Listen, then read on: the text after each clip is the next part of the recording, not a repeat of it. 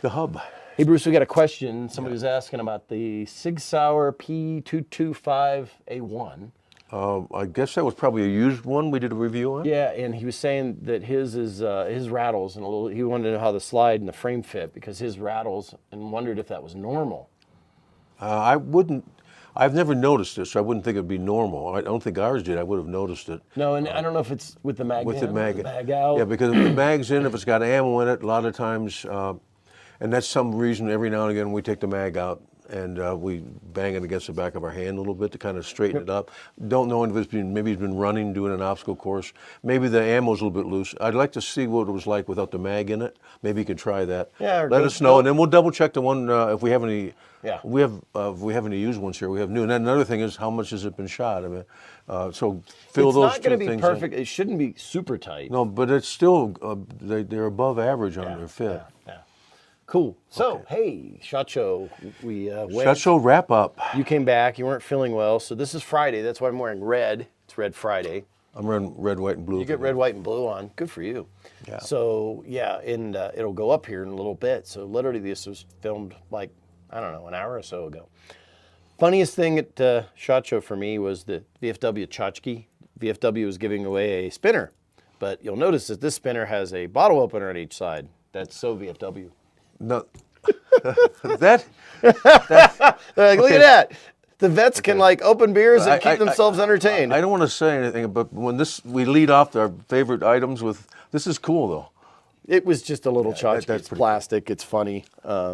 Another one we talked about on Ad Mortemodium with my wife was the bottle opener from the guys that Heaven Dropped, which is really cool. It's the line for the paratroopers. Yep. That pulls the ripcords. And they use that. Yeah. Yeah, and they turn it into a bottle opener. Anyways, history is nice to have something. Let's talk about stuff you saw at SHOT.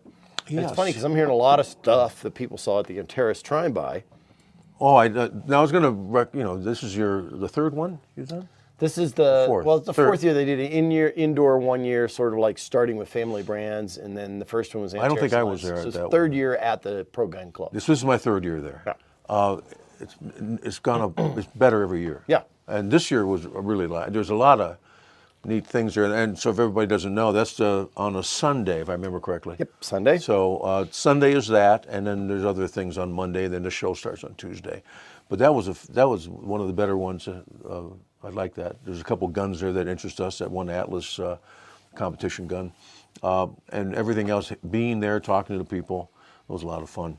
So that was really cool. Yeah, I got a bunch of new patches. So I got patches, new patches. But rather than things that stand out, and then of course we went to the SIG Day. Yeah. And that was SIG Day. It was good, but there wasn't as many new. They had a few new pieces, but there's a lot of them are just upgrades. Right. But I think it was nicer because the weather was better. Dude, the weather was remember the nice year this before? year. The year before I think it rained all day. Rainy and Try-by was good. Yeah, and then the guys saw the guys went down and shot the 500 yard. A couple of the guys went down and shot their new bolt action rifle at 500 yards, so that was exciting for them. Cool. But the SIG was great too. They did a good job. I think the weather helps because they didn't want to do the way it was last year. Right. The weather comes up. But going back over what excited us before, I'm seeing, and I kind of wrote a couple notes so I wouldn't standouts. Okay, the revolver rollouts are continuing.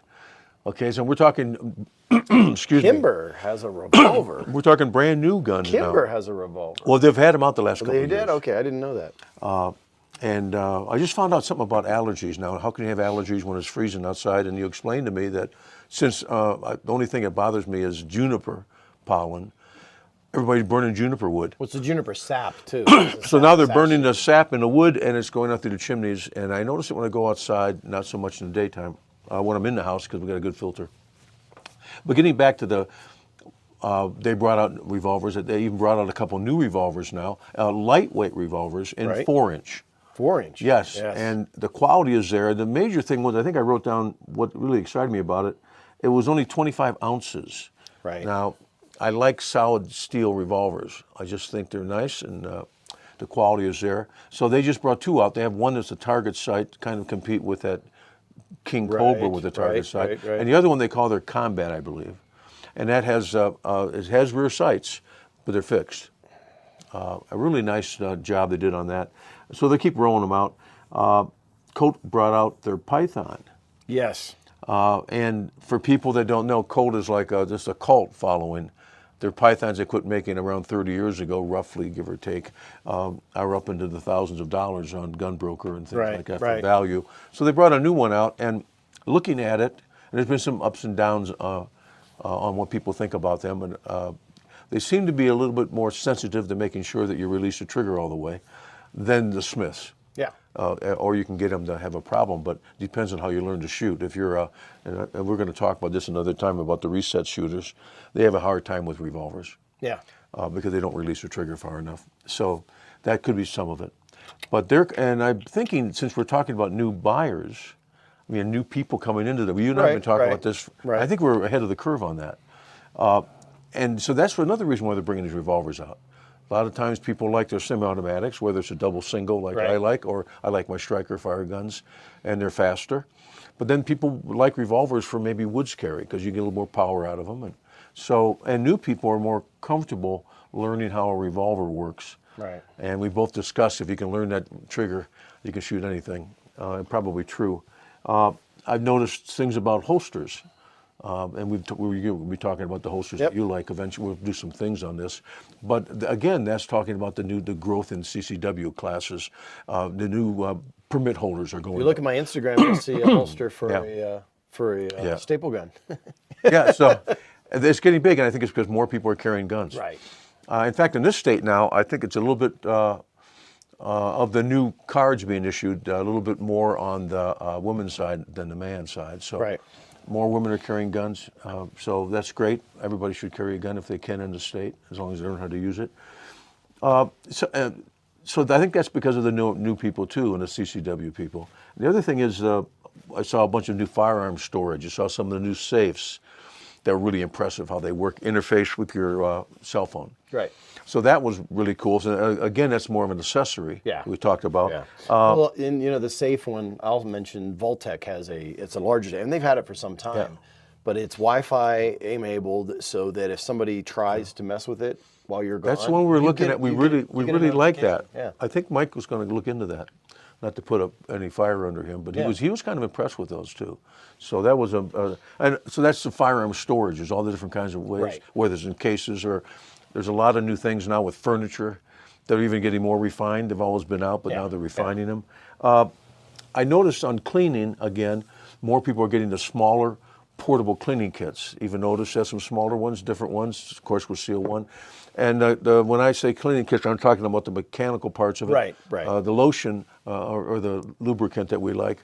Actually, you can put it on your hands. I think it's helped my cracks sometimes. there you go. But we like the Seal one, of course. That was great. But the little kits that you'd have in your bag. Yeah, they So get I was smaller thinking and about combined. new people, thinking about shooters that aren't so set in their ways and have they you- want to learn new things. Did you see this? Yes, I did. Yeah, this is the Obsidian Arms, and I'm going to bring up Obsidian Arms not because of the kit, which we posted up and we're talking about on the Instagram.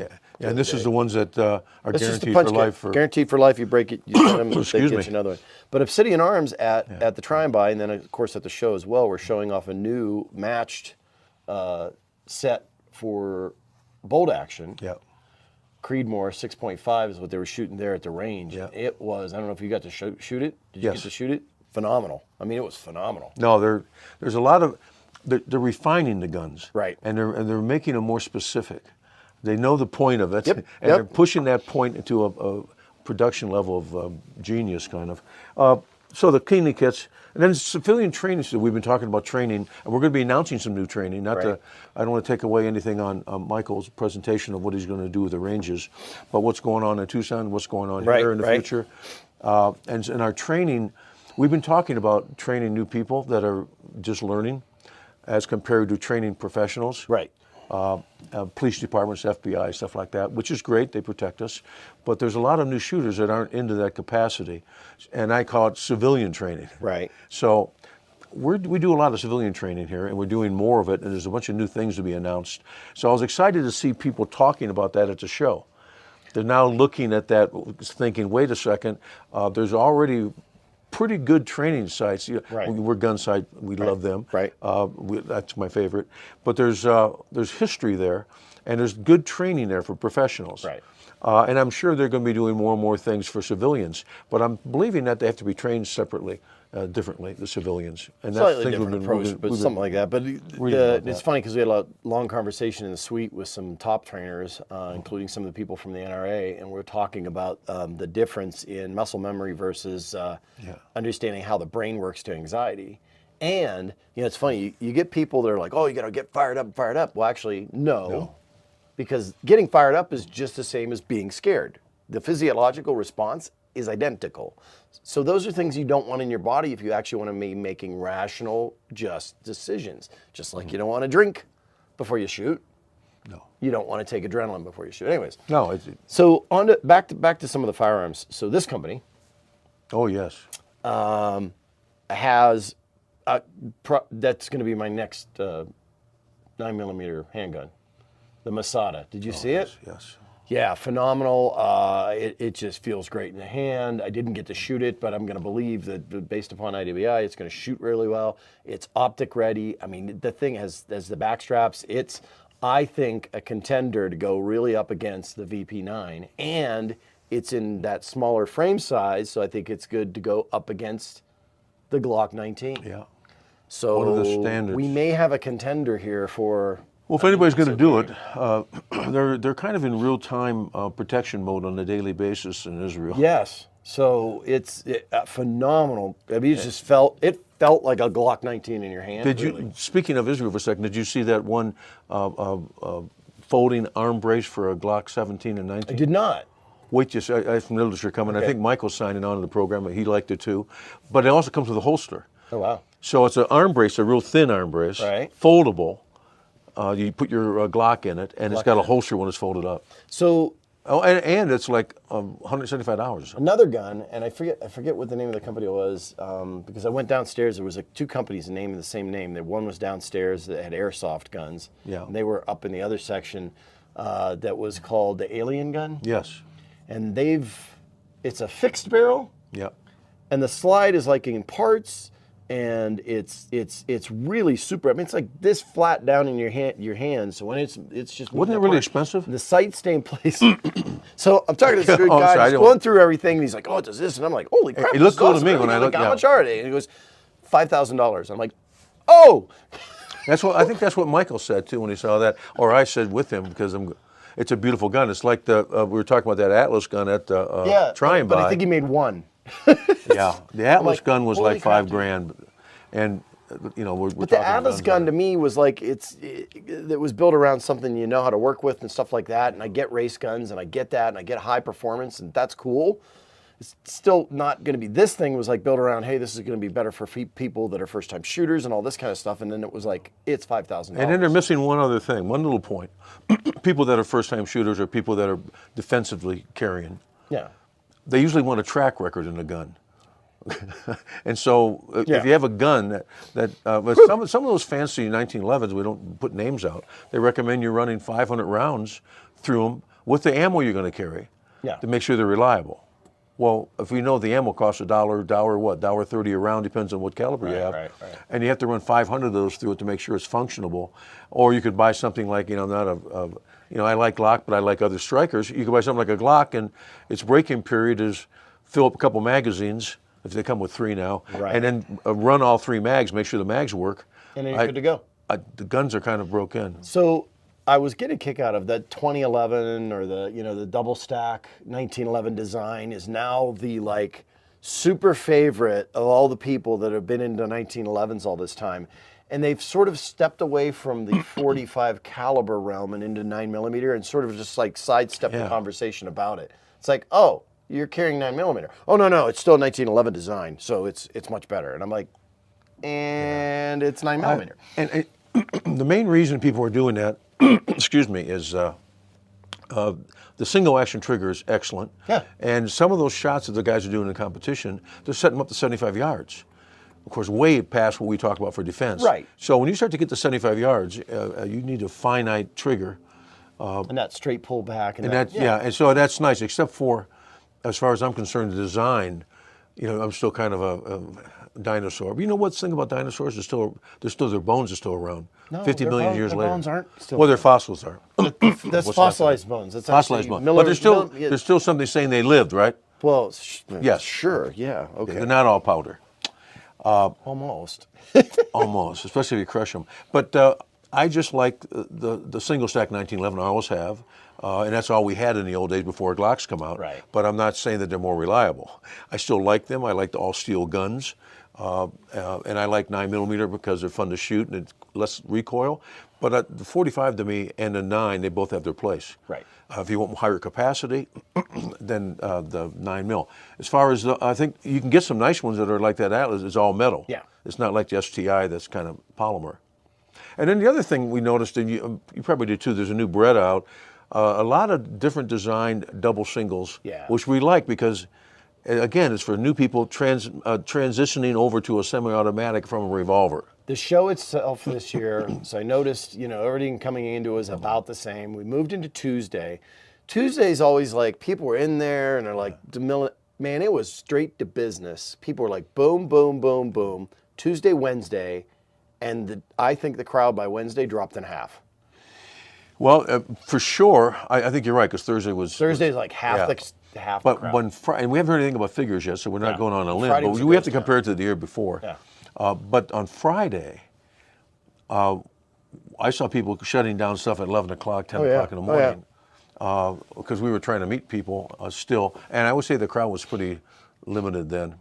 I think we were there to probably about 2 o'clock, 2:30. Next before we year, left. they're almost doubling the show floor in size because they're moving into another section that opened right behind the Sands or next to the Sands. It's called the Caesar Forums. And it's not next to Caesar's Palace. Some people are like really confused, but it literally sits right behind. They own the property behind them. So they've already built this thing, the convention center there. It's going to be opening, I think, in March. And then by then there'll be a bridge that goes across. So it's going to be a lot more walking. So bring good shoes. And maybe next time we're going to talk a little bit about some shoes. There's some shoes we saw there too. And some other things. There's some new belts coming in that we got that we really like. And there's a couple other things that Mike's bringing in. And we'll talk more about what we're doing new. We'll start to do that the next few weeks as we start to open up because now here we go. January's about done today, Yep, isn't it? January 31st, last day. Yeah. Hey, I'm Birdman. And I'm Bruce, and be safe. Okay, well, thank you very much for the questions and for subscribing. Yeah. And we'll keep going. We got a whole new year coming up. We're excited.